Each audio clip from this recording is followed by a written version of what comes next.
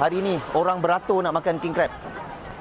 Full house, saya buka 600 kerusi penuh Boleh tengok dari hujung ke hujung 360 darjah. Okey guys. So, jom kita keluar. Kita keluar. Abang order dulu bang. Baik.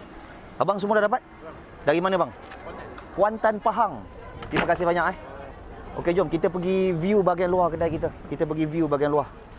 So boleh tengok kita punya crowd restoran full house, full house, full house. Ada 3 buah lot restoran. Dalam ada aircon, luar open air. So dekat sini kita punya menu antara yang popular Alaska king crab, lobster, udang galah. Daripada menu bawah RM20, bawah RM30 semua ada. Okey guys, so saya nak ramai-ramai yang nampak video saya ni first kali, saya nak korang tekan button follow kalau belum follow saya. So kalau datang ke Johor baru, so make sure tempat yang wajib korang singgah adalah di Nasi Lemak Lobster JB dekat Setia Tropika Johor, the one and only.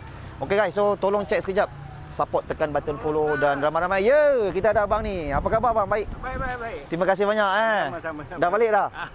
Macam mana makan okey? Okey. Oh, baik. Style. Dari mana bang? Daripada Kelang, Selangor. Daripada Kelang. Terima kasih bang Okey, baik. Daripada Kelang, Selangor.